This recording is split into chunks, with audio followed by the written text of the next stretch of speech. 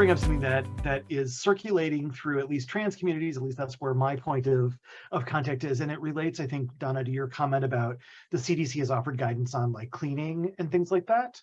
Some of the rumors in the community are that if you're going to have sex with somebody, you should like spray them down with Lysol, which sounds, it's kind of like the Trump thing about drinking bleach. We don't want to do either of those things, but I'm wondering if you could help dispel the myths of like spraying somebody with Lysol is probably not a good thing, and it probably won't reduce monkeypox. And then if you could talk about how can people clean their home environments or their surfaces or other things if there's been somebody who's possibly infected in their space.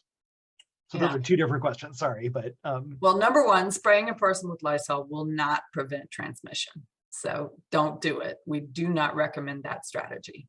If you are concerned about transmission, your best course is don't have sex with this person, or better yet, I mean, not even sex, but don't have physical contact with this person. And if you do, say, have an event at your home and you learn later that somebody has been infected, they really have some really lovely guidance that talks about the importance of, first, you want to gather up all soft materials, bedding, blankets, clothing that might have been worn by that person, and you need to wear a mask and gloves while you're doing it. And you don't want to whip the sheets off the bed. You want to carefully roll them up and put them in a pillowcase, and then take them while you're masked and gloved directly to the washing machine and wash them. And then once you've stripped the bedding down, then you want to dust the surfaces in the room. And then if possible, they recommend not sweeping. They recommend mopping the floor because they don't want you aerosolizing any dust that might contain viral particles, or skin flakes that might contain viral particles. And then or if you have to vacuum, they recommend that you try to use a vacuum that has a HEPA filter integrated to it. I was thinking about that the other day, and like I have one of those Shark vacuums that has the rubber thing in it, and I don't really know where that would fall on that spectrum, but they say if you don't have a HEPA filter, that you should wear an N95 mask and gloves while you're vacuuming, and then shower right after you're done with the cleaning yourself, and throw away your gloves and mask. They also recommend, obviously you want to think about surfaces that are frequently contacted, which we all got really good with during COVID. So, your edge of your sink, your faucets on your handles, your toilet bowl, your kitchen faucet, your doorknobs, the banister on your, railings are all sort of really high touch places that you want to focus on particularly. And then of course the lovely cell phone that we all carry in our pocket, that is probably the most disgusting product on the planet in terms of germ burden. And there are some Clorox type wipes that have a little thing on them that say phone safe. I personally used alcohol wipes on mine and still do intermittently, but not as often as I did in early COVID.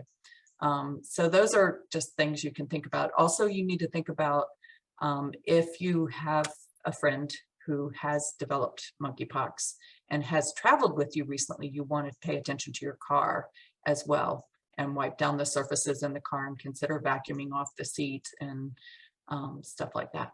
So, yikes.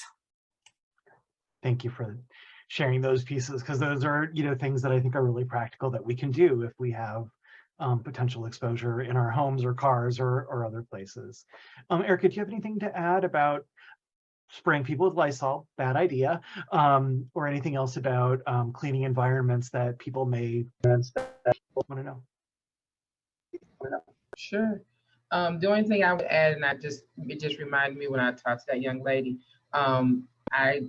paper products is a good idea during that time. To not use the same, utensils and cups and mugs and plates and such.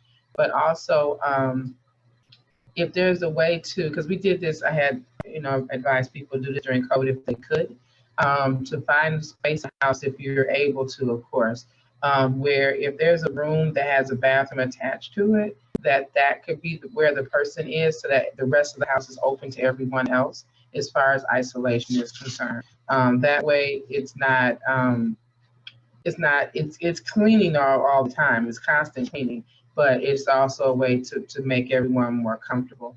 Again, that's if people are able to do that. So it helped this young lady because she said, yep, I'll gladly give up my room to make sure that I can have access to the rest of the house and not, and still, like you said, just disinfect the refrigerator, the cabinet doors and such, but not feel like you're just closed in and you have to do all this cleaning all the time, every time this person comes out. She was really concerned about making this person feel bad about having monkeypox and his mental wellness she was concerned about. So these are other things that we all should be concerned about anyways, regardless of what's happening with anyone. But it is, from a provider standpoint, it's a very important component to make sure that we're addressing as well, to give people something else to focus on, to not feel stigmatized like they have leprosy or something, and make sure that people are still, they have contact with, and communication with other people. I was listening to a podcast, I think it's called United States of Anxiety. I think it's called that.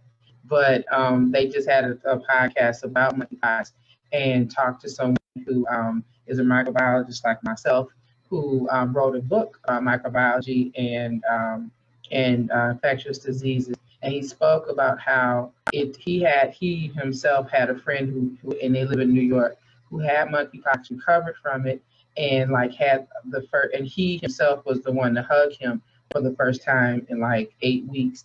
And the person just kind of melted in his arm, like he broke down because he had no human contact this whole time, and he felt like he couldn't have contact because he had monkeypox. So we have to keep in mind the mental wellness component of all of these conditions and isolation of itself with COVID and everything else. But we just want to be mindful of ways that we can address that individually, and everybody can be a part of addressing that. And actually, I want to circle back, Erica. I think you spoke about this person earlier in the case, and Michael, I would say if for some reason you know somebody who has a household member who has monkeypox, the first thing they should do is call Erica and get vaccinated, period. They're a contact now, so get vaccinated if they're in the home with that case.